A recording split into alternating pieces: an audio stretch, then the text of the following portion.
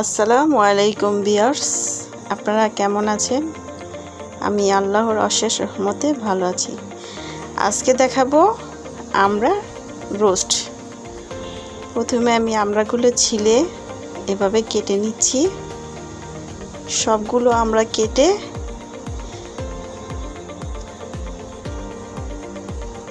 লম্বা করে কেটে কেটে নেব। দেখুন আমি কিভাবে কাটছি। আপনারা চাইলে এভাবে বাসায় তৈরি করতে পারেন, তৈরি করে দেখবেন।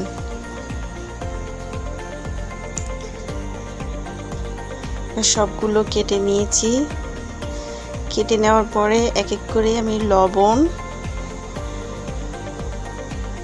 1.5 চামচ লবণ নিয়েছি, 1 চামচ হলুদের গুঁড়া, 1 চামচ মরিচের গুঁড়া, 2 চামচ মরিচের গুঁড়া, সবগুলো একসাথে ভালোভাবে মেখে নেব।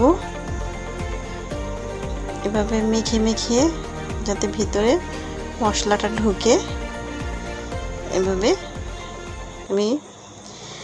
এখন আমি নিয়েছি সরিষা, তারপরে হচ্ছে পাঁচফোড়ন গুঁড়া, এগুলো হচ্ছে শুকনো মরিচের গুঁড়া।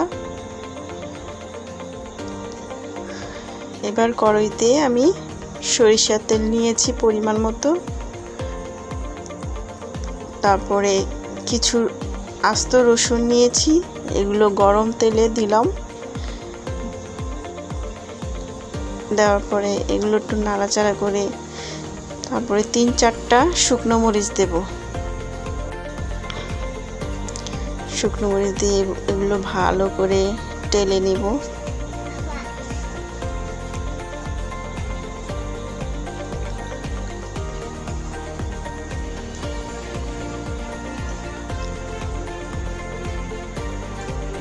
তারপরে এগুলোর মধ্যে আমি এক এক করে আস্তে আস্তে করে মশলাগুলো দেব। এখন দিলাম 1 চা চামচ আদা রসুন পেস্ট, আবার নাড়াচাড়া করে দেখুন আস্তে আস্তে সরিষা তেলটা কিভাবে গরম হয়ে আস্তে আস্তে বাদামি রং হচ্ছে রসুনগুলো।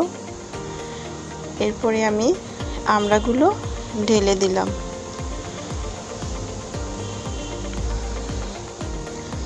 আমড়াগুলো ঢেলে ভালোভাবে নাড়াচাড়া করে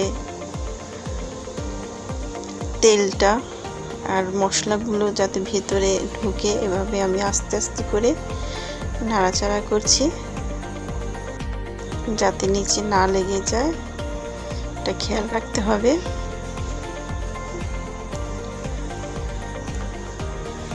এভাবে আপনারা বাসায় ট্রাই করে দেখতে পারেন, আশা করি খুব মজা হবে।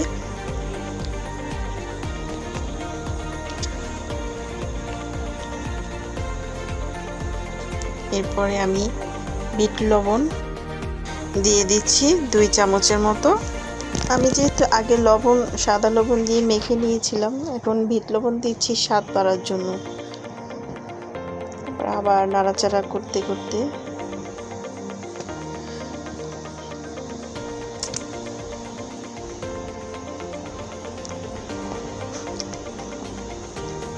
এবার দিলাম আমি 1.5 চামচ চিনি। এই চিনিটা দিয়ে আবার নাড়াচাড়া করব, ভালোভাবে নাড়াচাড়া করব, করে চিনিটা গলিয়ে নেব। গলিয়ে নেওয়া পর্যন্ত অপেক্ষা করব। দেখুন আমার চিনিটা গলে গেছে।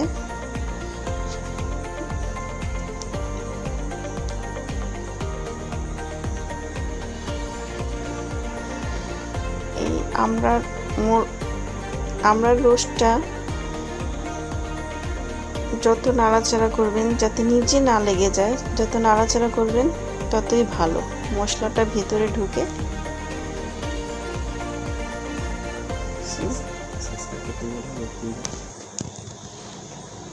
তারপরে এখানে আমড়ার কিছুটা কালার আসার জন্য আমি গুঁড়া মরিচ নিয়েছি 2 চামচ, এটা দিয়ে আবার নাড়াচাড়া করব। আমি যেহেতু আগে মাখার সময় যেহেতু শুকনো মরিচের গুঁড়ো দিয়েছিলাম, এখন ওই পরিমাণের হিসেবে আমি আরও কিছু মরিচের গুঁড়া দিলাম।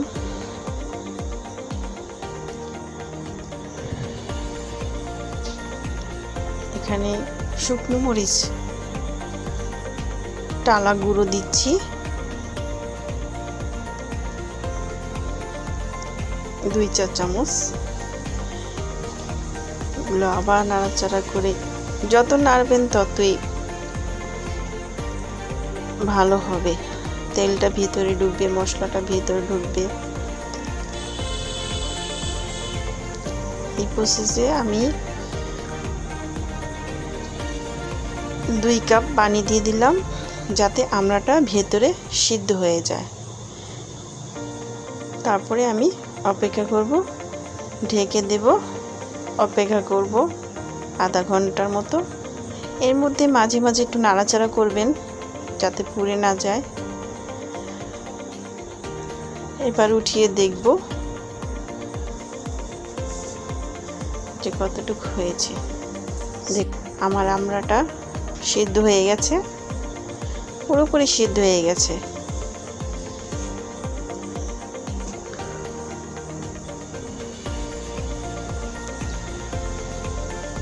দেখুন, আমি একটু দেখে চেক করে নিচ্ছি যে ভেতরে সিদ্ধ হয়েছে কিনা। হ্যাঁ, সিদ্ধ হয়েছে।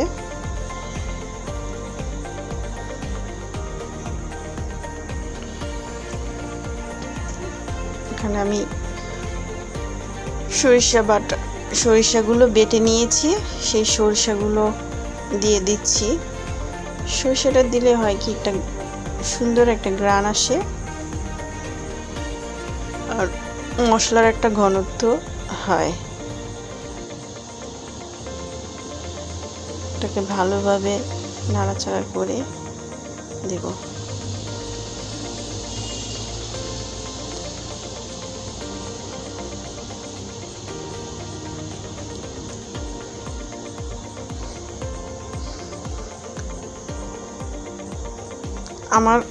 আমার রেসিপিটি ভালো লাগলে আপনারা অবশ্যই একটা সাবস্ক্রাইব করবেন, একটা লাইক করবেন, শেয়ার করবেন, কমেন্ট করবেন।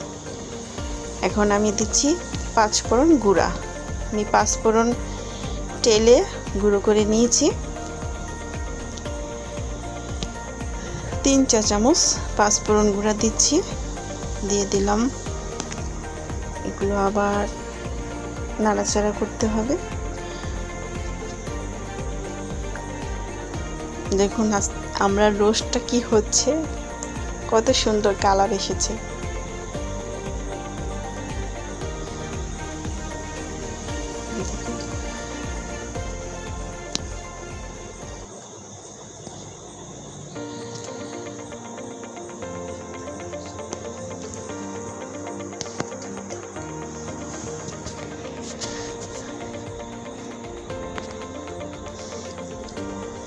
এখন আমি আস্তে আস্তে নাড়াচাড়া করে, যত নাড়াচাড়া করব, কষাবো, ততই মশলাটা ভিতরে যাবে। লাস্ট পর্যায়ে আমি ভিনেগার দিচ্ছি। ভিনেগার দিলে হয় কি, যে মশলাটা, আমি এটা যেহেতু সংরক্ষণ করব, তার জন্য ভিনেগার দেওয়া হলো, যাতে ভালো থাকে, অনেক দিন রাখা যায়। দেখুন আমার আমড়ার রোস্ট হয়ে গেছে, কালারটা কেমন এসেছে দেখুন, খেতেও অনেক মজা হয়েছে।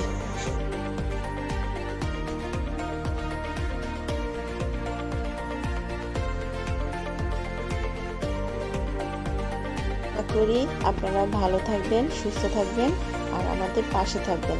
ধন্যবাদ।